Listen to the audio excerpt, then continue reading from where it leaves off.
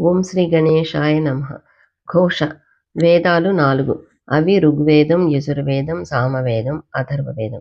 వీటిలో ఋగ్వేదం ప్రాచీనమైనది. వేదాలు ఔపౌరుషేయాలు.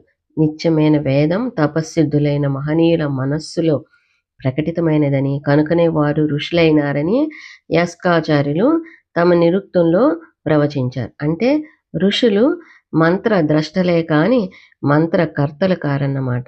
వేద మంత్ర ద్రష్టలలో ఎందరో స్త్రీలున్నారు. వారిని ఋషికలు అంటారు. గార్గి, మైత్రేయి, అపాల, ఇంద్రాణి, రోమస, శ్రద్ధ, యమి, సూర్య, సావిత్రి, ఘోష ఈ కోవకు చెందినవారు. మంత్ర ద్రష్టలైన విశ్వామిత్రాది మహర్షుల వలనే వీరు పూజనీయులు. వీరిలో ఘోష వజ్రవంశీయుడైన కక్షీమంతుని కుమార్తె. ఈమె ఋగ్వేదం 10వ మండలంలోని కొన్ని సూక్తాలని దర్శించి ఋషిక అయింది. అలౌకిక సౌందర్య నిలయం ఆ ఆశ్రమం. అది కక్షీమంతుని ఆశ్రమం. అలౌకికమైన అందంతో అలరారుతున్నాయి ప్రతి మొక్క, చెట్టు, పశువు, మృగం. ఒకటేమిటి, సమస్తం. నిరంతర వేదనాదం, హోమ ధూమం, నియమ నిష్టలతో కూడిన జీవనం, అడుగడుగునా ధర్మబద్ధత. కక్షీమంతుని పాండిత్యం, సౌజన్యం, ధర్మపరత, శిష్యవాత్సల్యం జగద్విదితం. సమిధలు చేత ధరించి సాంప్రదాయబద్ధంగా విద్యను అర్థించి అతడి వద్దకు వచ్చిన ఏ శిష్యుడు నిరుత్సాహి మరలిపోలేదు. కక్షీవంతుడు అతడి పత్ని శిష్యులను కన్నబిడ్డల వలె వాత్సల్యంతో ప్రేమతో చూసుకునేవారు. శిష్యులకు వారిద్దరూ దేవతామూర్తులు. ఆ ఆశ్రమం వారికి సకల దేవతలు అనుగ్రహించి విచ్చేసిన పవిత్ర ప్రాంగణం. ఇటువంటి ఆశ్రమ ప్రదేశం అలౌకిక సౌందర్యంతో శోభిస్తూ ఉండటంలో ఆశ్చర్యం ఏముంది? అక్కడ ముని బాలకులు, బాలికలు, వారి తల్లిదండ్రుల ధర్మబద్ధ ప్రణయ ఫలాలు. వారి ముఖాలలో, ఆటపాటలలో ముగ్ధ సౌందర్యం వెల్లి విరుస్తూ ఉన్నది. విచిత్రం ఏమిటంటే వేదనాదంతోనూ పండితులు, సహృదయులు అయిన మహర్షుల జిజ్ఞాసాపూరితమైన చర్చలతోనూ, చిన్నారుల కాటపాటలతోనూ, శిష్యుల విద్యా వ్యాసంగంతోనూ నిరంతరం కోలాహలంగా ఉన్నా కూడా ఆ ఆశ్రమం ప్రశాంత రమణీయంగా ఉంటుంది. అందరికీ ఆ చిన్నారితో ఆడుకోవాలనే. కక్షీవంతుని కుమార్తె ఘోష అందాల అపరంజి బొమ్మ. ఆ బాల. అందరూ ఆ చిన్నారి అందానికి అబ్బురపడేవారే. ఆ అమ్మాయితో ఆడాలని, పాడాలని ఆశపడేవారు బాలబాలికలు. ఆమె దగ్గరకు వస్తే చాలు మాధవీలతలు, మల్లె, సన్నజాజి తీగలు పోటీపడి ఆమెను పూల వర్షంతో ముంచెత్తేవి. మామిడి చెట్టుకు ఆమెంటే ముద్దు కాబోలు. వంగి మరీ తియ్యటి ఫలాలను అందించేది. చిన్న చెంబుతో, బుడిబుడి నడకలతో. చిన్నారి ఘోష ప్రతి మొక్కకి, చెట్టుకి నీళ్లు పోస్తుంటే అవి ఆనందంగా ఊగుతూ ఆమె ఫాలం మీద చిరుచెమటలు ఆరేలాగా, అలసట తీరేలాగా మెల్లమెల్లగా గాలిని వీచేవి. ఆ బాల ఆశ్రమం బయట తిరుగుతూ ఉంటే అక్కడ లేడి కూనలు, లేగదూడలు ఆమె చుట్టూ పరుగులు పెట్టేవి. మమ్మల్ని పట్టుకో, మమ్మల్ని పట్టుకో అన్నట్లుగా. ఘోష వాటి వెంట పరిగెత్తలేక బొంగమూతి పెట్టేది. ఆ బొంగమూతి చూసి జాలిపడ్డాయా అన్నట్లుగా అవి ఆమె దగ్గరకు చేరి ఆమెను ఒరుసుకుని నిల్చునేవి. ఆమె ఆప్యాయంగా వాటి నోటికి లేత పచ్చిక అందించేది. ఆ లేత పచ్చిక తిని అవి మళ్ళా పరుగులు మొదలుపెట్టేవి. ఆమె కూడా వాటి వెనక పరిగెత్తేది. ఆ పరిగెత్తడంలో ఒత్తైన ఆమె జుట్టు గాలికి ఎగురుతూ ఉంటే దానిని నల్లటి మబ్బు అనుకుని నెమలి పురివిప్ప ఆనందంగా నృత్యం చేసేది. చీకటి పడితే చాలు శుక్లపక్షపు వెన్నెల్లో వెన్నెల కుప్పలు, కృష్ణపక్షపు రాత్రుల్లో చుక్కల కాంతులో కాళ్ళ గజ్జలు ఆడుకునేది ఘోష తన స్నేహితురాళ్లతో. ఎంత అలసిపోయినా సరే విశ్రమించే ముందు దైవ ప్రార్థన చేయటం ఆ చిన్నారికి తప్పనిసరి కార్యక్రమం. ఆ బాల దైవ ప్రార్థన చేస్తుంటే అంత చిన్న గొంతుకులోనూ సంగీతం అలల్లాగా కదిలిపోయేది. భక్తిభావం ఉప్పొంగిపోయేది. ఈ చిన్నారి పాప వయసుకి ఇంత మధురమైన సంగీతం ఏమిటి, ఈ భక్తి పారవస్యం ఏమిటి అని అందరూ ఆశ్చర్యపోయేవారు. తమ ఇంటి కోడలైతే ఎంత బాగుంటుంది. ఘోష క్రమంగా పెరిగి పెద్దదవుతున్నది. ఎదుగుతున్న ఘోష మూర్తీభవించిన సౌందర్యంగా, రూపెత్తిన వినయమూర్తిగా అందరినీ అలరిస్తూ ఉన్నది. తన తండ్రి కక్షీవంతుని వద్దనే విద్యను అభ్యసిస్తూ ఉన్నది. ఆమె ఏకాగ్రతకు, కుశాగ్ర బుద్ధికి, గ్రహణ పటుతకు, విమర్శన శక్తికి అందరూ ఆశ్చర్యపోయేవారు. తాను అధ్యయనం చేయటమే కాదు, అధ్యయనం చేసిన దానిని సహపాఠకులతో చర్చించడం, ఒక్కొక్కసారి జటిలమైన విషయాన్ని కూడా అరటిపండు ఒలిచి చేతిలో పెట్టినట్లుగా వారికి బోధించడం చూసిన పండిత మహర్షులు కక్షీవంతునితో, మహర్షి, నీవు ధన్యుడువు. ఘోష సాక్షాత్తు సరస్వతీమూర్తి. ఆమె వల్ల నీవు, నీ వంశం ప్రఖ్యాతి పొందుతారు అని అతడిని హృదయపూర్వకంగా అభినందించేవారు. ఘోషని చేరపిలిచి ఆమె మూర్ధాన్ని ముద్దుకొని మనసారా ఆశీర్వదించేవారు. ఎందరు ఎంత ప్రశంసించిన ఆమెలో వినీతాభావం, జిజ్ఞాస మరింత పెరిగేవే కాని అహంకారపు ఛాయ కూడా కనపడేది కాదు. అందుకే ఆశ్రమంలోని పెద్దలందరికీ ఆమె అంటే అమిత వాత్సల్యం, సమవయస్కులకి అభిమానం, ఆరాధన, పసిపిల్లలకి చిన్నారులకి ఆమెలో ఒక అక్క కనిపించేది. అక్క పంచి ఇచ్చే ప్రేమ కనిపించేది. అపూర్వమైన అనురాగమూర్తి ఆమె. ఘోష ఇప్పుడు అద్భుత సౌందర్యమూర్తి. ప్రకృతిలోని అందాలన్నీ ఆమెలో అలౌకిక సౌందర్యంతో అలరారుతూ ఉన్నాయి. ప్రత్యూష పవనాంకురాల మార్ధవాన్ని, శరత్కాలపు వెన్నెల్లోని కాంతిని కలబోసిన శరీరం, వర్షాకాలపు మెరుపుల లావణ్యం, కాసారంలోని కమలాల వైపు వయ్యారంగా ఈదుకుంటూ పోయే రాయించల విలాసం ఆమెను చూసిన వారిలో అనురాగంతో కూడిన ఆరాధనా భావాన్ని కలిగిస్తున్నాయి.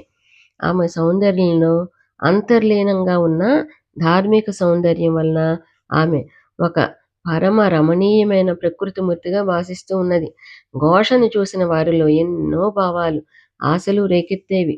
మునిపత్నులు ఘోష ఎవరింటికి వెళ్తుందో గాని ఆ ఇల్లు దైవీ సంపదతో, అలౌకిక అనురాగ బంధాలతో, పిల్లా పాపలతో నిత్యం కళకళలాడుతూ ఉంటుంది అనుకునేవారు. యువకులు ఘోషకు భర్తగా ఆమె తల్లిదండ్రులు ఎవరిని ఎన్నుకుంటారో గాని అతడిని మించిన అదృష్టవంతుడు ఉండబోడు అనుకునేవారు. ఇక ఆ యువకుల తల్లిదండ్రులు సాధారణంగా ప్రతి రాత్రి హోమాధికాలను నిర్వర్తించి భగవత్ ప్రసాదాన్ని స్వీకరించి విశ్రమించి ఉన్న ఋషితో ఋషిపత్ని తమ కుమారుడికి వివాహం ప్రస్తావన తీసుకువచ్చేది. మన చిరంజీవి విద్యాభ్యాసం ముగించుకుని స్నాతకుడై వివాహ యోగ్యుడే ఉన్నాడు కదా, నా మనసులో మాట చెబుతున్నాను. ఘోష మన ఇంటి కోడలైతే మనం గృహభారాన్ని నిస్సంకోచంగా ఆమెకు ఒప్పగించి నిశ్చంతంగా వానప్రస్థానానికి సిద్ధం కావచ్చును. మన అబ్బాయికి అన్ని విధాలా తగినది. విద్యకు విద్య, అందానికి అందం, వినయానికి వినయం అన్నీ ఉన్న సమర్థురాలు. ధర్మమూర్తి అయిన ఆమె కోడలైతే మన గృహదేవతలు, పితృదేవతలు కూడా సంతోషిస్తారు. ఏమంటారు అనేది ఋషిపత్ని భర్త పాద సంవాహనం చేస్తూ. నిజమే, నాకు ఆ భావనే ఉన్నది. అయితే వివాహ ప్రస్తావన సముచిత సమయంలో సరైన రీతిలో ఘోష తల్లిదండ్రుల వద్దకు వచ్చేటట్లుగా చూడాలి. కొంచెం ఓపిక పట్టు అనేవారు ఋషి. విశ్రమించిన ఋషిపత్నికి ఘోష తమ ఇంటి కోడలైనట్లు, ఆమెకు పుత్రుడు జన్మించినట్లు, తాను పౌత్రుడితో కొంతకాలం ఆనందంగా కాలక్షేపం చేసి ఐహిక బంధాలను తొలగించుకుని భర్తతో కలిసి వానప్రస్థంలో మోక్ష సాధనకు పూనుకున్నట్లుగా కలలు వచ్చేవి. ఇది వివాహ యోగ్యులైన యువకులు ఉన్న ప్రతి ఆశ్రమంలో జరుగుతున్న విషయం. గృహిణిని కావాలి. ఆశ్రమ వాటిక కోలాహలంగా ఉంది. ఘోష కూడా చాలా సంబరంగా ఉంది. తన ప్రాణ స్నేహితురాలి వివాహం. శిష్యులు మహర్షులు వివాహ వేదిక వద్ద అవసరమైన సామగ్రిని సమకూర్చుకుంటున్నారు. ఋషిపత్నులు మహర్షులకు కావలసిన వస్తువులను అందిస్తున్నారు. కొందరు పాకశాలలో ఉన్నారు. వధువు స్నేహితురాలు ఆమెను అలంకరిస్తూ పర్యాచకాలాడుకుంటున్నారు. వారి సందటికి ఘోష నాయకురాలు. సుగంధ పుష్పాలతో, పత్రాలతో, ఆభరణాలతో వధువును అలంకరిస్తున్నారు. ఘోష వధువుని తదేకంగా చూస్తూ ఉన్నది. తన స్నేహితురాలైన ఈమె ముఖంలో ఒక వింత కాంతి, అపూర్వమైన సౌందర్య శోభ, చెక్కిళ్ళు నూనె సుగ్గుతో రాగరంజితాలే ఉన్నాయి. చిగురుటాకుల వంటి అధరాలు ఉండి ఉండి కంపిస్తున్నాయి. తుమ్మెద రెక్కలు తగిలిన పూల రేకులలాగా కళ్ళు కలల్లో తేలిపోతున్నాయి. పెళ్లి కళ్ళ అంటే ఇదే కాబోలు. ఎంత కొత్తగా ఉంది ఈ సొగసు. వివాహం అనే భావన యువతిలో ఇంత మార్పు తీసుకుని వస్తుందా? ఏమిటే ఘోష, స్వప్నలోకాల్లో విహరిస్తున్నట్లున్నావు. వివాహం నీకా, మన స్నేహితురాలికా? వేళాకోళమాడింది ఘోష స్నేహితురాలలో ఒక ఆమె. ఉలిక్కిపడి భావనా ప్రపంచంలో నుంచి స్పృహలోకి వచ్చి మృదువుగా నవ్వేసింది ఘోష. వివాహ వేదికకు తీసుకుని వచ్చారు వధువుని. వివాహ ప్రక్రియ 5 రోజుల వేడుక. ఆ 5 రోజులు ఘోష నిజంగానే స్వప్నలోకాల్లో విహరించింది. తన స్నేహితురాళ్ళు అత్తవారింటికి వెళ్ళింది. అక్కడి విశేషాలు అప్పుడప్పుడు ఘోషకి చేరవేస్తున్నారు ఆమె స్నేహితురాళ్ళు. ఘోషలో కూడా యువతి సహజమైన కోరికలు, ఆశలు మేల్కొన్నాయి. తన యవ్వనాన్ని, సౌందర్యాన్ని తన పతికి సమర్పించాలి. ప్రణయ గానంలో ఈ లోకాన్ని మరిచిపోవాలి. ఊహాలోకాల్లో తేలిపోతున్న ఘోష ఉలిక్కిపడింది. మగలేడి ఆడలేడిని తన కొమ్ము కొనతో మృదువుగా గీరుతూ ఉరుసుకుని నడుస్తూ ఉన్నది. ఆడులేడి నడక మరీ వయ్యారంగా ఉన్నట్లు అనిపించింది ఆమెకు. ఆ వయ్యారపు నడకలో ఆడులేడి ఆమెను చూసుకోకుండా తాకింది. ఫలితంగా ఘోష ఈ లోకంలోకి వచ్చింది. ఆ లేళ్ల జంటని చూసి చిరునవ్వు నవ్వుకుంది. ఎదురుగా ఉన్న వృక్షశాఖ మీద చిలుకల జంట కేరింతలాడుతూ ఉన్నది. మగ చిలక మరీ చిలిపిదిలాగా ఉంది అనుకుంది సిగ్గుగా. పక్కన ఏదో బరువుగా కదిలినట్లు అనిపించింది. అటు చూసింది ఘోష. పూర్ణగర్భ అయిన కృష్ణ సారంగం బరువుగా అలసటతో నెమ్మదిగా నడుస్తూ ఉంది. దాని దగ్గరకు వెళ్ళి మెత్తటి పచ్చికని దాని నోటికి అందించి దానిని నెమ్మదిగా నిమిరింది. ఆమె అందించిన పచ్చికని నెమ్మదిగా నములుతూ అది ముందుకు సాగింది. ఘోష మళ్ళీ స్వప్నంలోకంలోకి వెళ్ళింది. తను తన పతి ప్రణయ మాధుర్యాన్ని తనివి తీరా అనుభవిస్తారు. ధర్మాన్ని అతిక్రమించని తమ దాంపత్యానికి ప్రతిఫలంగా పుత్రుణ్ణి ప్రసాదిస్తాడు భగవంతుడు. ఆ చిన్నారి శిశువుని చూసి తన భర్త మురిసిపోతాడు. తనని మరింతగా ప్రేమిస్తాడు. తన మాతృత్వాన్ని గౌరవిస్తాడు. తన వంశాంకురమైన పసిబాలుణ్ణి తన హృదయానికి హత్తుకుంటాడు. తన ప్రాణధారతో పెరుగుతాడు వాడు. వాడి ఆటపాటలు చూసి, చిన్నారి చిలిపి చేష్టలు చూసి ఆశ్రమ వాటికలో అందరూ వాణ్ణి ఎంతగానో ముద్దు చేస్తారు. తనని ఆదర్శ గృహిణి అని అంతా మెచ్చుకుంటారు. ఘోష, చీకటి పడుతున్న తల్లి, లోపలికి వచ్చి మీ తండ్రి గారికి హోమానికి కావలసినవి అందించమ్మా. తల్లి పిలుపు విన్న ఘోష ఇహలోకంలోకి వచ్చింది. తన ఊహలకు తానే సిగ్గుపడి పర్ణశాలలోకి దారితీసింది. ఆ రాత్రి కక్షీమంతుని పత్ని తన భర్త దగ్గర కుమార్తె వివాహ ప్రస్తావన తీసుకువచ్చింది. కక్షీమంతుడు యోగ్యుడైన వరుణ్ణి చూసి ఘోషకు వివాహం చెయ్యాలని సంకల్పించాడు. ఆ మాటే చెప్పాడు తన పత్నితో. విధి ఎంత క్రూరమైనది. బ్రాహ్మీ ముహూర్తంలో లేచిన కక్షీమంతుడు ప్రభాతకాల యోగ్యమైన వేదగానంతో దినచర్య ఆరంభించాడు. రోజు తాను లేవకముందే మేల్కొని స్నానాధికాలు నిర్వర్తించుకొని దైవ ప్రార్థనలో నిమగ్నమయ్యే ఘోష ఇంకా నిద్రిస్తూనే ఉండటం అతనికి ఆశ్చర్యాన్ని కలిగించింది. అమ్మా ఘోష, ఇంకా లేవలేదేం తల్లి అంటూ ఆమెను సమీపించి వాత్సల్యంతో ఆమె నుదుటిపై చేయి వేశాడు. వేస్తూనే తటాలుని వెనక్కి తీసుకున్నాడు. నిప్పు సెగ సోకినట్లు ఆమె శరీరం జ్వరతాపంతో కాలిపోతోంది. వెంటనే ఆమె నాడిని పరీక్షించారు. అతడి భృకుటి ముడిపడింది. మనస్సులోని ఆందోళన ఆ స్థానంలో ఘనీభవించినట్లుగా కొద్దిసేపు ఆలోచించాడు. శుచి అయి పర్ణశాల పెరట్లో ఉన్న ఔషధీ వనంలోకి వెళ్ళి సముచితమైన ఔషధీ సూక్తాల్ని పఠిస్తూ ఔషధీ లతలను మొక్కలకు నమస్కరించి అవసరమైన పత్రాదుల్ని సేకరించారు. పర్ణశాలలోకి వచ్చి ఔషధం సిద్ధం చేసి ఘోష చేత దానిని తాగించారు. ఔషధాన్ని సేవించటానికి అతి కష్టం మీద లేచిన ఆమె నీళ్లు లేక వాడిపోయిన కలవ కాడలాగా సెగి మీద వాలిపోయింది. క్రితం రాత్రి వరకు ఉల్లాసంగా ఎన్నో విషయాలను గురించి చర్చించి ఆ తర్వాత ఆనందంగా శయనించిన తమ కుమార్తె తెల్లవారేసరికి ఈ విధంగా అనారోగ్యం పాలవటం ఆమె తల్లిదండ్రులకు చాలా బాధ కలిగించింది. కక్షీవంతుడికి ఆమె పరిస్థితి ఆందోళన కలిగించిన తన పత్ని ముందు అతడు బయటపడలేదు. ఘోష చేత ఔషధ సేవ చేయించి అతడు పద్మాసనాసీనుడై ధ్యాన నిమగ్నుడయ్యాడు. ఏమీ భయం లేదు. మధ్యాహ్నమైంది. ఘోష తల్లి తన కూతురి వద్దనే కూర్చుని ఉంది. దిగులుగా కూతుర్ని చూస్తూ. ఘోష తండ్రి ధ్యానం నుండి లేచి కూతురి వద్దకు వచ్చి ఆమెను పరిశీలనగా చూశాడు. అతడిలో ఆందోళన అధికమైంది. అమ్మాయికి ఏమైందండి? పొద్దుటి నుండి మూసిన కన్ను తెరవలేదు. అలాగే పడుకుని ఉంది.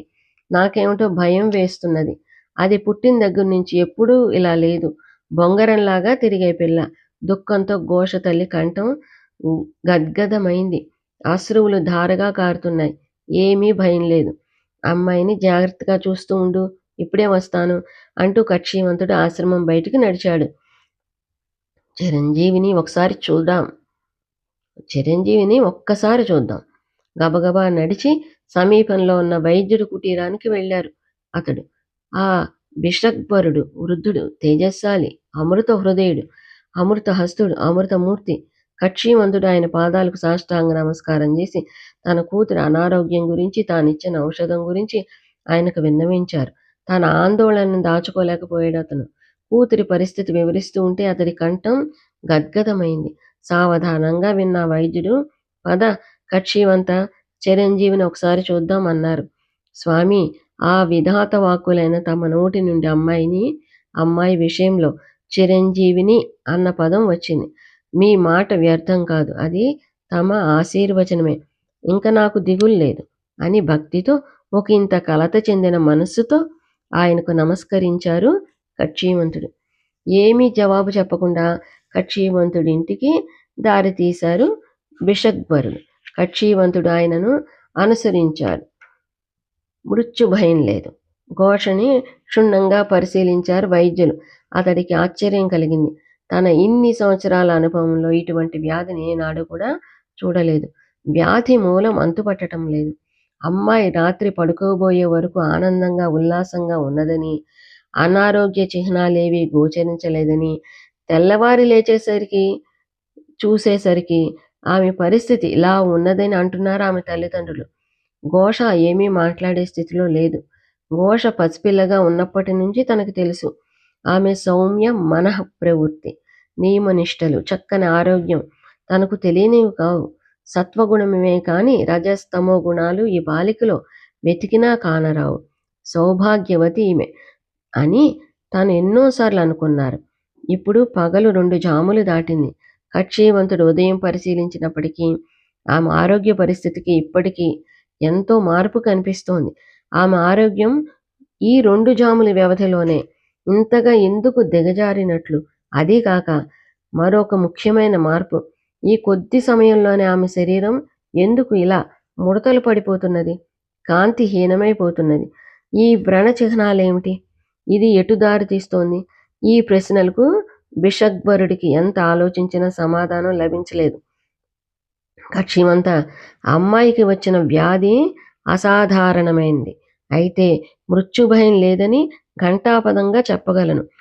ఇతర వైద్య మిత్రులతో కూడా సమాలోచించి చికిత్స ప్రారంభిద్దాం. ఆమె త్వరగా కోలుకోవాలని, ఆమె ఆరోగ్యం యథాపూర్వ స్థితికి రావాలని ఆ భగవంతుణ్ణి ప్రార్థిద్దాం అన్నారు బిషగ్వరుడు. అతడి మాటల్లోని అంతర్యాన్ని అర్థమైంది కక్షీవంతుడికి. ఎంత దారుణమైన శిక్ష!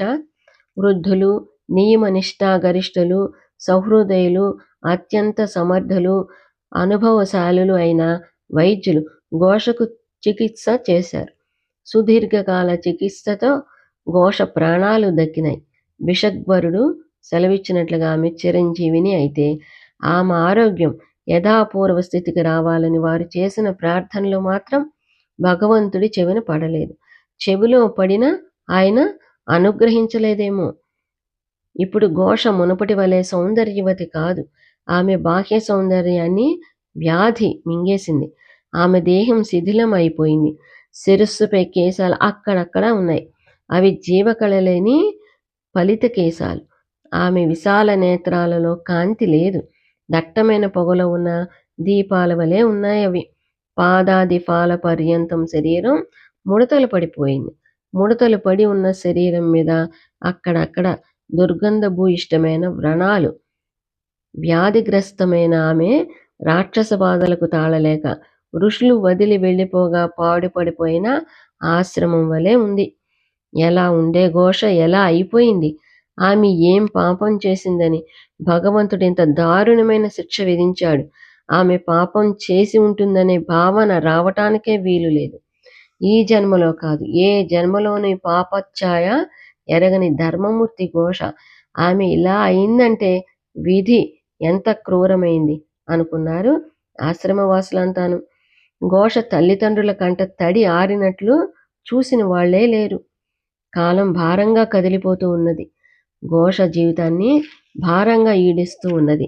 ఆమె తల్లిదండ్రులు తమ కుమార్తె మీద చింతతోనే కాలగర్భంలో కలిసిపోయారు. ఒకప్పుడు ఘోషతో ఆడుకోవాలని, మాట్లాడాలని ఊళ్ళూరిన చెలికెత్తలందరూ కూడా వివాహాలు చేసుకుని అత్తవారిళ్లకు వెళ్ళిపోయారు. బిడ్డలకి తల్లులయ్యారు. కాలం భారంగా కదిలిపోతున్నది ఘోషకు. ఇప్పుడు ఆమెకు మిత్రులు, ఆప్తులు ఎవ్వరూ లేరు. శూన్య గృహంలో మసకబారిన దీపంలాగా ఆ ఆశ్రమంలో ఆమె ఒంటరి జీవితాన్ని గడుపుతూ ఉన్నది. ఇప్పుడు ఆమెకు 60 సంవత్సరాలు. చూత వృక్షం కింద కూర్చుని గతాన్ని తలపోసుకుంటూ ఉన్నది. తన భవిష్యత్తు ఏమిటని బాధపడుతూ ఉన్నది. తనకు ఇప్పట్లో మరణం రాదు, అది తథ్యం. అందుకని ఆత్మహత్యకు పాల్పడలేదు. అది మహాపాతకం. అది కాక ఆత్మహత్యకు పాల్పడేదంతా పిరికిది కాదు తను. అది శిశిర ఋతువు. ఆకులన్నీ రాలిపోయి చెట్లు మూడేలై నిలిచి ఉన్నాయి. అవి తనలాగానే ఉన్నాయి అనుకున్నది ఘోష.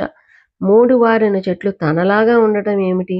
వాటి ఆకులు రాలిపోవడం, అవి మూడు వారడం, అవి ఋతుధర్మం. ఇప్పుడు మూడుగా ఉన్న ఈ చెట్లే రేపు వసంతం వచ్చేసరికి మళ్ళీ చిగుళ్ళు తొడిగి మన్మథరథాల్లాగా ఉంటాయి. ఇప్పుడు ఎండిపోయినట్లున్న ఈ మాధవీలతే మరికొద్ది రోజుల్లో పూలతో నిండి సిగ్గులు ఒలకబోస్తున్న నవోఢలా ఉంటుంది. మరి తన బ్రతుకుకు వసంతం ఏది? తను ఎప్పటికీ చిగురించని చెట్టులాగా నేల కొరిగిపోవలసిందేనా? ఇలా ఏవేవో ఆలోచనతో పరాకుగా ఉన్న ఘోష దగ్గరికి ఒక లేడి కోన వచ్చి చూసింది. ఆమె నెమ్మదిగా కదిలి ఆ కోనని దగ్గరకు తీసుకుని లాలించింది. ఈ లేడి కోన తన దగ్గర పెరిగిన లేడికి పుట్టింది. తను నాటిన మొక్కలు చెట్లై ఫలాలను అందిస్తున్నాయి. తను పెంచిన గోవులు, లేళ్ళు, నెమళ్ళు అన్నీ సంతానంతో కళకళలాడుతున్నాయి. తన బ్రతుకే ఇలా వ్యర్థం అయిపోతున్నది. అందరి వలె తనకు వివాహం చేసుకోవాలని, ప్రణయ మాధుర్యాన్ని అనుభవించాలని, సంతానంతో ఆనందించాలని, పతి సేవలో తరించాలని ఉండదా? కడదాకా ఇలా కాలాన్ని భారంగా వెళ్ళదీయవలసిందేనా? మార్గాంతరం లేదా? ఘోష మనస్సుకు ఇంతకు ముందు ఎన్నడూ లేనంతగా బరువెక్కిపోయింది. తుఫాను సమయంలో కడలి తరంగాలలాగా శోకం ఆమెని కుదిపి వేసింది. కోరిక తీరే మార్గం ఉంది. మనస్సులో ఎంత వేదన ఉన్నా జన్మతః వచ్చిన సంస్కారం, తల్లిదండ్రుల శిక్షణ, నేర్పిన విద్య, పెరిగిన ఆశ్రమ వాతావరణం ఆమెను తపశ్చర్య వైపు మళ్లించాయి. ఆమె నేర్చుకున్న విద్య వలన తపశ్చర్య వైపు మళ్ళీ ఆమె ఆలోచనలే. నిత్యం నియమబద్ధంగా తపస్సులో నిఘ్నమయ్యి చిత్తశాంతిని పొందటానికి ఆమె కృషి చేస్తూ ఉన్నది. కానీ ఆమె కూడా మానవ మాతురాలే కదా. వ్యర్థంగా గడిచిపోతున్న జీవితాన్ని, కఠిన వ్యాధిగ్రస్తమైన తన శరీర అవస్థని తలుచుకుని ఆమె నిర్వేదం పొందటం అసహజం ఏమీ కాదు. అలా తీరని శోకంతో, సహించలేని వేదనతో ఉన్న ఘోష మనసులో ఏదో మెరుపు మెరిసినట్లుగా అయింది. అవును, తన తండ్రి కక్షీవంతుడు కూడా ఒకసారి తీవ్ర వ్యాధిగ్రస్తుడయ్యారు. అప్పుడు అశ్విని దేవతలను ప్రసన్నం చేసుకుని వ్యాధి నుండి విముక్తిని పొందారు. ఇప్పుడు తాను కూడా అదే పని చెయ్యాలి. ఘోషకు కొంత ఊరట కలిగింది. తనకు ఈ జ్ఞానం రావటానికి ఇంతకాలం పట్టింది. తాను ఈ దురవస్థను ఇంతకాలం అనుభవించాలని బ్రహ్మ తన లలాటాన లిఖించాడు కాబోలు. ఇక ఏ మాత్రం కూడా ఆలస్యం చేయకుండా తన తండ్రి మార్గాన్ని అనుసరించాలని నిశ్చయించుకుంది. అశ్విని దేవతలు అనుగ్రహించారు. ఘోష ఆశ్రమం నుండి కదిలి భారంగా అడుగులు వేస్తూ అతి కష్టం మీద దగ్గరలో ఉన్న నదీ తీరాన్ని చేరింది.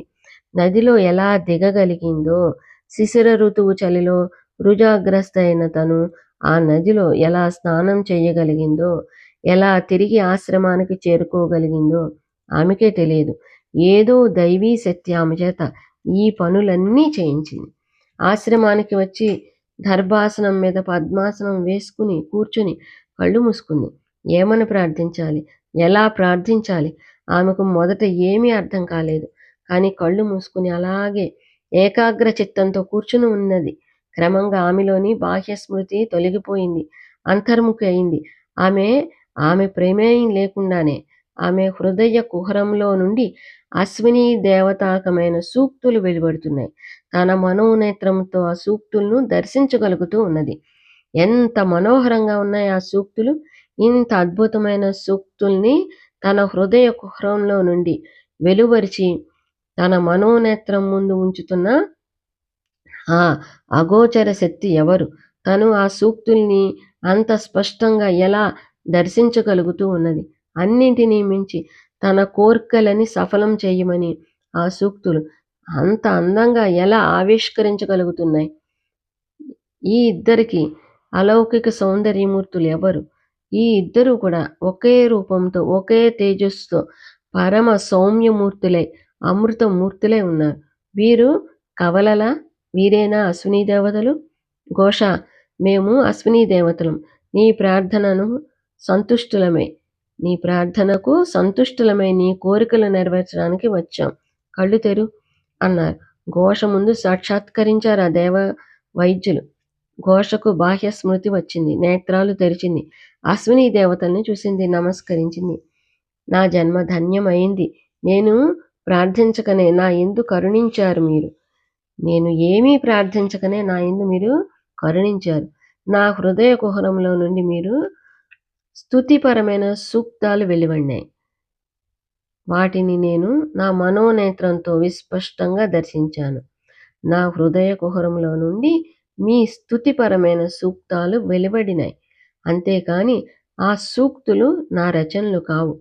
ఈ ప్రక్రియలో నా ప్రమేయమే లేదు. నేను మిమ్ములను స్తుతించకనే వరాలిమ్మని ఎలా కోరేది అని వినమ్రంగా ప్రశ్నించింది.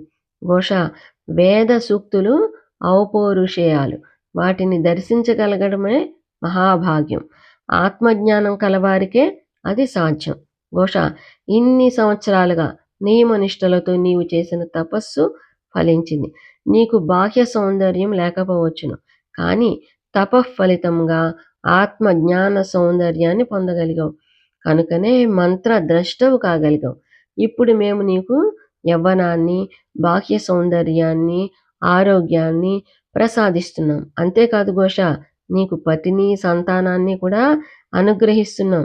ఋషిక, నీవు ధన్య జన్మవు అని ఆమెను ఆశీర్వదించి అంతర్ధానమయ్యారు అశ్విని దేవతలు. కాలం గడిచింది. ఆమె జీవితంలో ఎన్నో శుభ పరిణామాలు చోటు చేసుకున్నాయి. నందామ శరదశతం, మోదామ శరదశతం. నల్లగా ఒత్తుగా సుగంధభరితమైన ఆమె కేశరాశి హోమధూమాన్ని పోలి ఉంది. ఆమె శరీర కాంతి హోమాగ్నుల అరుణ కాంతిని తలపిస్తూ ఉన్నది. లావణ్యం ఎగిసిపడుతున్న హోమాగ్ని జ్వాలతో సన్నగా పడుతున్న స్వచ్ఛమైన ఆజ్యధార మెరుపు వలె ఉన్నది. వేదోక్తంగా అత్యంత శ్రద్ధతో నిర్మించబడిన యజ్ఞ వేదిక వలె పవిత్రంగా, మనోహరంగా ఉన్నది ఘోష. లౌకిక అలౌకిక సౌందర్యాలు మధువు క్షీరం వలె కలిసి ఉన్నాయి ఆమెలో. ఘోష పక్కన కూర్చుని ఉన్నాడు ఆమె పతి. ఆమె వంక ఆరాధనగా చూస్తూ శ్రద్ధగా నిర్వహించబడిన యజ్ఞఫలం వంటి వారి కుమారుడు కురంగ శాబకంతో ఆడుకుంటున్నారు. ఒకప్పుడు నా బ్రతుకుకి జీవమ శరదశతం మాత్రమే వ్రాసిపెట్టి ఉంది అనుకున్నాను. కానీ ఇప్పుడు సంతోషంగా జీవేమ శరదశతం, నందామ శరదశతం, మోదామ శరదశతం అని అనుకోగలుగుతున్నాను అన్నది ఘోష తన భర్తతో. అతడు చిరునవ్వుతో అన్నాడు, తదాస్తు. ఓం శాంతి శాంతి శాంతి.